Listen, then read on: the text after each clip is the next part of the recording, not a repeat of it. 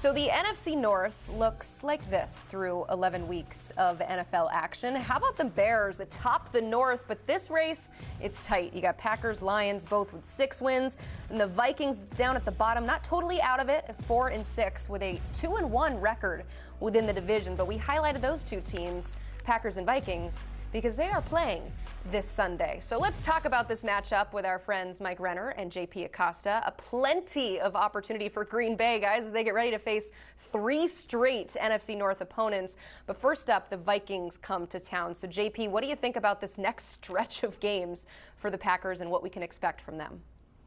This is an incredibly pivotal stretch for the Packers. As they stand right now, they're still clinging on and holding on to that last playoff spot in the NFC. And with the way that every other team in the NFC North has looked, with the Bears looking the way they do leading the division, with the Lions still looking fairly talented despite what they showed on Sunday night against the Eagles, the Packers still find themselves sort of trying to figure out who they are and what their identity is. It feels like their offense has sort of gone into a lull. Part of that has been because of the offensive line injuries. Part of that has been because of the receiver injuries. They don't have Tucker Kraft or Jaden Reed, and only one of those guys in Reed is probably going to be coming back this season. So I think their receivers have to play better this final stretch of the season, especially against these NFC North opponents. Because when you look at teams like the Vikings, when you look at the Lions and the Bears, I think especially with Minnesota and Detroit, they play really good defense, and they have very talented defensive backs. So they need their receiver core to play consistently. You think of Matthew Golden.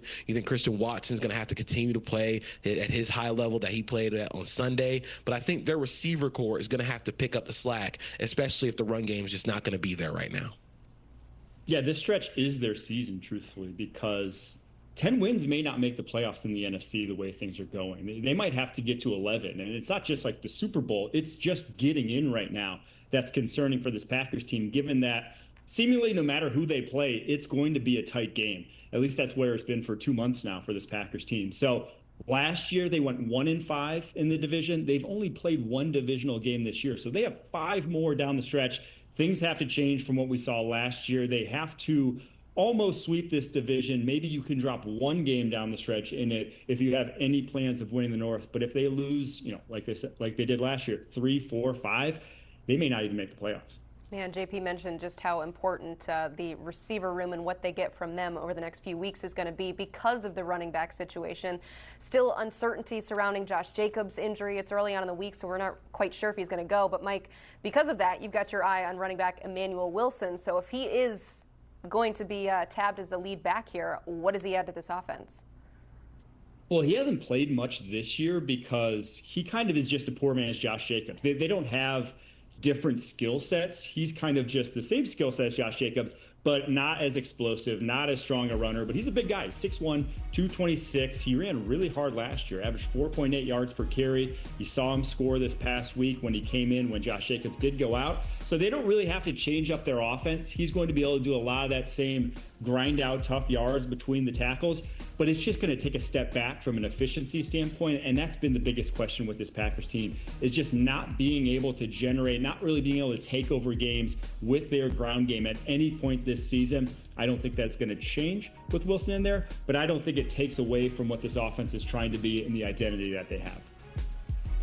My impact player is actually wide receiver Matthew Golden. He's missed a couple of games due to injury. There have been a lot of just inconsistencies with his game and sort of just trying to find his footing within this offense. But what he brings to Green Bay is not only speed, but focus and concentration when it comes to catching passes. This Green Bay skill position core, especially at receiver, has dropped a lot of passes in years before. And on Sunday, they dropped 4 passes. That's the second most of the week. So I think for Matthew Golden, if he can come in and not only bring that speed element downfield for Jordan Love, but expand his game a little bit to kind of be a little more of a short yardage, yards after the catch. We're going to try and get some easy offense going, especially with Josh Jacobs out of the game. They're going to have to try and let Jordan Love cook, especially as a passer. So I think Matthew Golden is going to have an expanded role, and I hope that he thrives for them to win this game. Let's talk about the Vikings, specifically J.J. McCarthy, 8 interceptions and 5 career starts. So inaccuracy and consistency really marketing his play. So how can he clean that up, JP?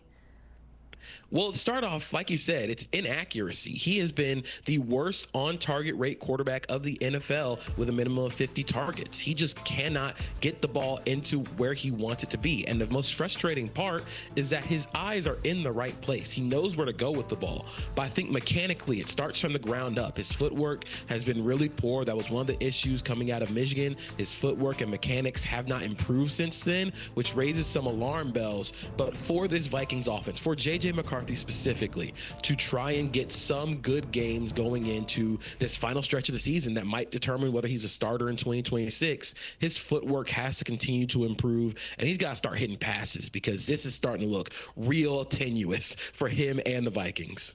Mike, I know you study quarterbacks specifically when it comes to the draft and what they do in the NFL as well. So what are you seeing from J.J. McCarthy and how he can clean it up in this game in particular? I think that's the biggest thing, is that I do this from a draft perspective, and what I'm seeing from McCarthy now is exactly the same issues I saw at Michigan. So we're a year and a half into his NFL career, and the overstriding, the inaccuracies, the touch balls that are non-existent on his tape are the same problems he had at Michigan. So there hasn't been development, and that's all you really care about. Like, you can forgive a lot of flaws in a young quarterback if he's improving. We have not seen that from McCarthy, and that's the biggest issue at this point, is that he's too, I don't want to say too old, because he's still early on in his NFL career from a starts perspective, but you can improve while you're not playing, or should be able to improve things, should be able to work on things when you're not playing, and we just haven't seen that improvement. So down the stretch, what you need to see, you just need to see these things fixed. All the things JP touched on are things that were on his tape at Michigan. If those don't improve, if we don't see those getting better, yeah, I'm pushing the panic button on J.J. McCarthy. Yeah, it's getting real tenuous, especially for McCarthy as a passer. Just some of the downfield stuff just is really, really alarming. With it, like Mike said, the overstriding. It feels like the game is moving way too fast for McCarthy right now. And at that point, when you see the game is moving too fast, you really start to hit alarm bells.